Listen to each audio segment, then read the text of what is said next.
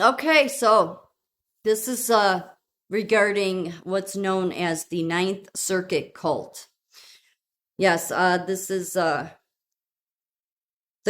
international courts, justice courts, has been looking into allegations against Kidman, not Nicole Kidman, but that's Nicole Kidman, but her father, Anthony Kidman. She hasn't made a statement about this. Her father died in 2022 of a heart attack. I'll explain. So, allegations against Anthony Kidman, which is Nicole's father, in relation to their investigation of the global elite Ninth Circuit satanic child sacrifice cult. Over 60 eyewitnesses, such as Barnett, have testified of Ninth Circle child sacrifice and pedophile activities that have spanned the globe, including criminal activities against the children in the Americas, Netherlands, and UK Commonwealth countries such as Australia. The Ninth Circle was also said to have well-organized and secretive human hunting parties that included pedophilia.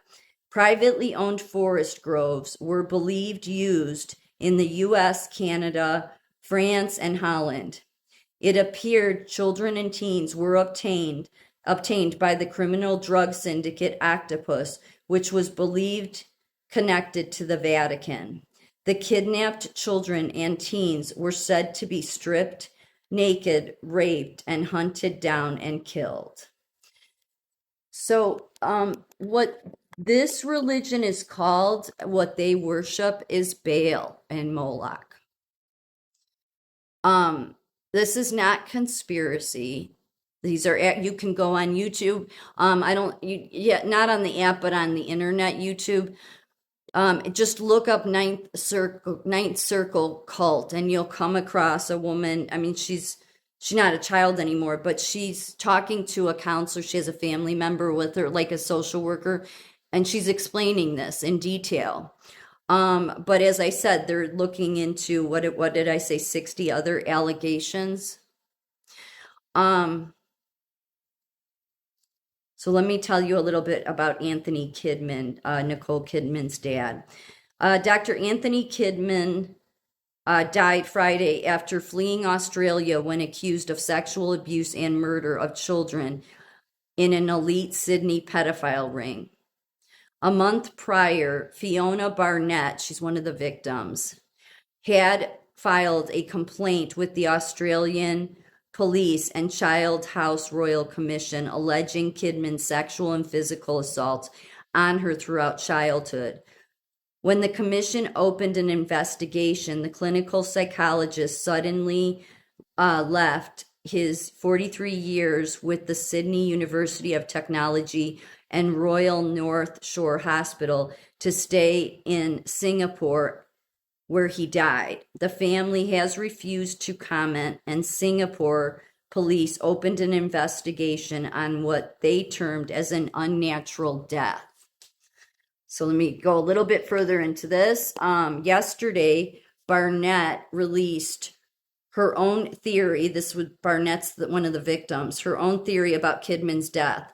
The main perpetrator of my child sexual abuse, Anthony Kidman, is dead after I filed formal complaints accusing him of rape, torture, and murder of children in an exclusive Sydney pedophile ring. As a child victim of mind control, I feel he's been sacrificed for failing to adequately program me. Kidman was responsible for ensuring that I never disclosed the pedophile ring activities that I witnessed as a child.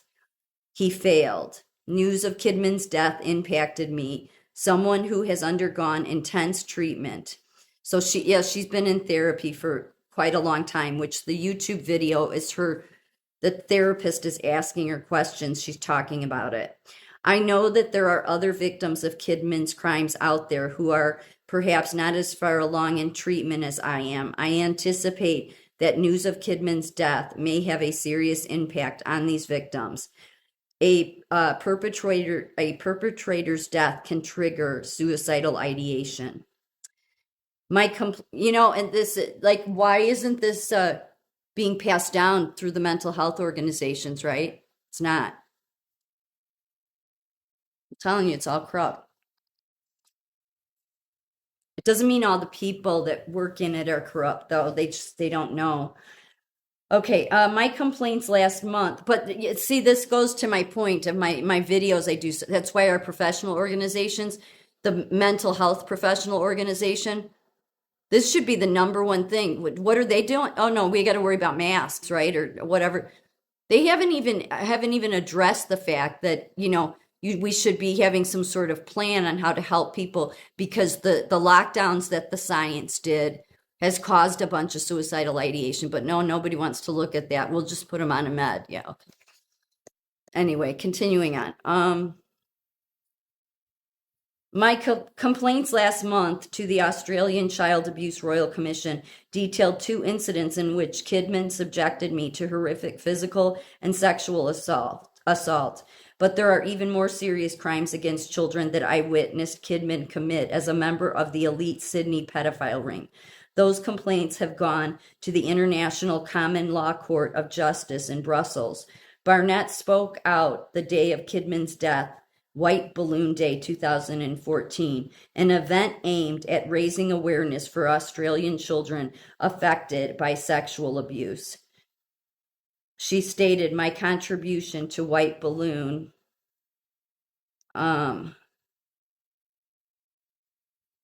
and to urge my fellow victims of crime to fight. This is hard to read. It's really small. I'm sorry. To fight the filth that this monster deposited in their minds, and if they can muster the strength, join me in my effort to give voice to victims who no longer are with us. And then I said the International Court is looking into these allegations. So a little bit more about Anthony Kidman, because guess what?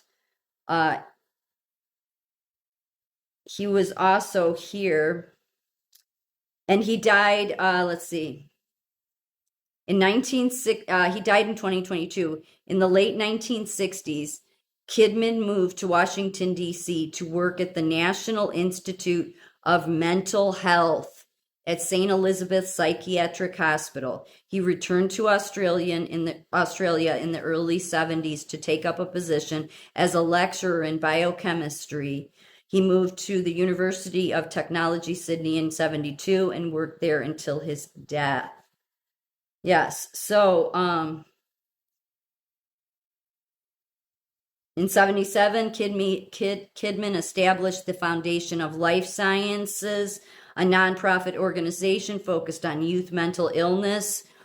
Okay, so like this is someone that was abusing, torturing, and they're involved in the mental. So that's where, to me, it's like, yeah, that's why our mental health system is going in the wrong direction. Because the very people that were heading it up, just like all of our organizations, they shouldn't be in those positions, because they're not trying to make things better. They're just trying to be able to continue their sick cult activities. His foundation was named the Anthony Kidman Foundation after his death. After his wife was diagnosed with breast cancer in the 1980s, Kidman trained in cognitive behavioral therapy and became a clinical psychologist. In 1985, he established the Health Psychology Unit at the University of Technology, from where he conducted research into the biological and psychological aspects of cancer. He wrote over 150 journal articles. Yep. So when you're sick and twisted or in cults, and they're the ones writing your medical journals, most especially for mental health, well, that's why our mental health system is not being productive or successful.